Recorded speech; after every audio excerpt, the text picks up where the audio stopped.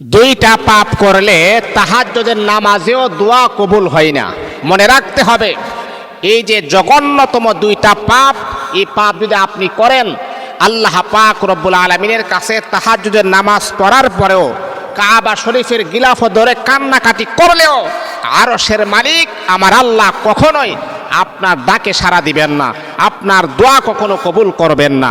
মনে রাখতে হবে, আল্লাহ পাক রব্বুল আলামিন কুরআনুল কারীমের ভিতরে বারবার আমাদেরকে মেসেজ দিচ্ছেন, হে বান্দা উদউনি আস্তাজিব লাকুম, আমাকে ডাকো, আমি আল্লাহ তোমার ডাকে সাড়া দিব।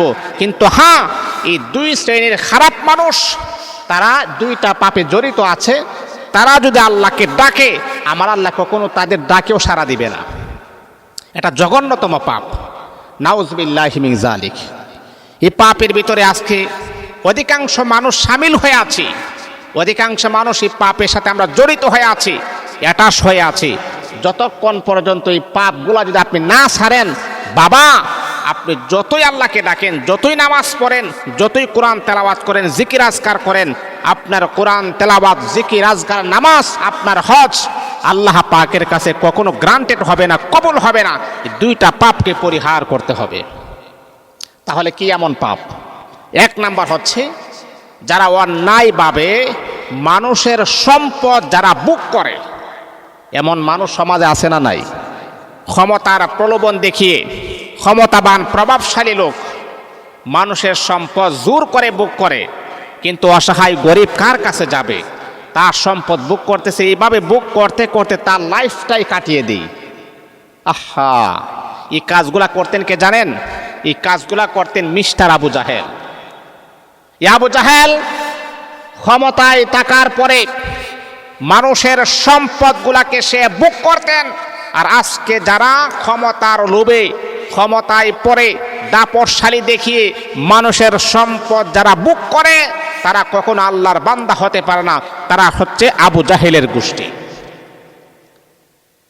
আল্লাহ পাক রব্বুল আলামিন বলেন, এ আমার বান্দা, যদি তুমি 5 ওয়াক্ত নামাজ যদি না পড়ো, হে বান্দা যদি তুমি কোরআন তেলাওয়াত না করো, বান্দা তুমি যদি রমজানের রোজা না রাখো, আমি আল্লাহ পাকের যদি ইচ্ছা হয়ে যায় তাহলে আমি আল্লাহ তোমাকে মাফ করে দিব, ক্ষমা করে দিব।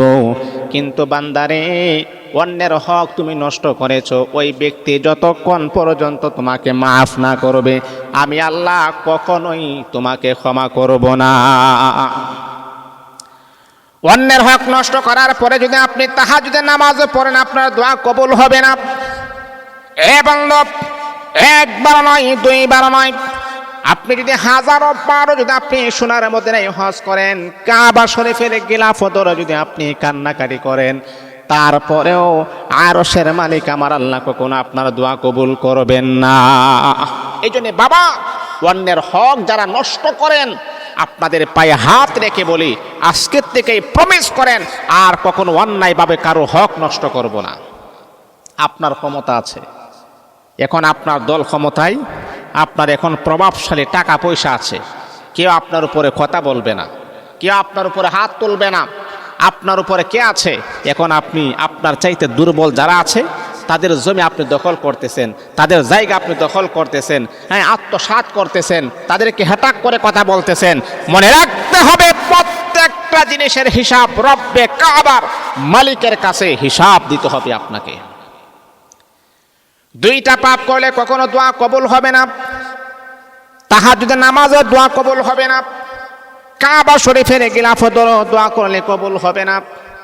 তাহলে এ বন্ধু আমার, 1 নাম্বার হলো অন্যায়ভাবে যদি মানুষের সম্পদ যদি আপনি বুক করেন, অন্যায়ভাবে মানুষের সম্পদ যদি আপনি বুক করেন, তাহলে রে বাবা, আল্লাহ পাক রব্বুল আলামিন কখনোই আপনার দোয়া আমার আল্লাহ কবুল করবেন না।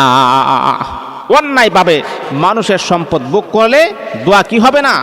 কবুল হবে না। এই দিকে অবশ্যই আমাদেরকে ফোকাস রাখতে হবে, খেয়াল রাখতে হবে। এই জঘন্যতম পাপ আমরা যেন কেউ যেন না করি। এটা হলো 1 নাম্বার।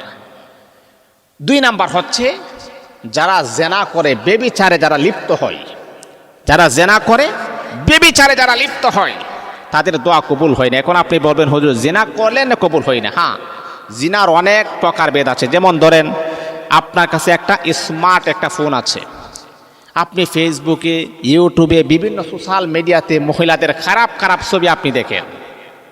এই যে মহিলাদের খারাপ দৃশ্যগুলো আপনি দেখেন, এটাও জিনাহের শামিল। অথবা আপনি রাস্তা দিয়ে হাঁটতেছেন, একটা নারীর দিকে খারাপ নজর আপনি তাকাচ্ছেন, সেটাও কিন্তু জিনা, সেটাও কিন্তু ব্যভিচার। এই যে খারাপ নজরে তাকানো, সেটা হচ্ছে চোখের জিনা, দেখা চোখের জিনা। তারপরে একটা ভাব আসা, মনের জিনা। মনে রাখতে হবে, যারা এই রকম জিনাহের ভিতরে থাকে, ব্যভিচারে লিপ্ত থাকে, তাদের দোয়াও আমার আল্লাহ কখনো কবুল করেন না। তাহলে এই অভ্যাসটা যদি আজকে আপনাদের থাকে, আপনাদের পায়ে হাত রেখে বলি, আপনাদের পায়ে হাত রেখে বলি, এই অভ্যাসটাকে পরিহার করুন।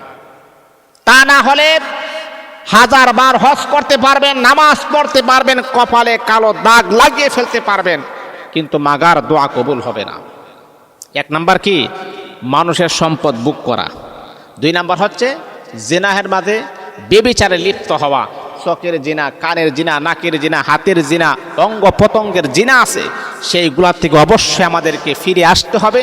আর তা না হলে যতই দোয়া করেন, যতই আল্লাহ পাকের কাছে আপনি চান না কেন, আপনার দোয়া কখনো আমার আল্লাহ গ্রান্টেড করবেন না, কবুল করবেন।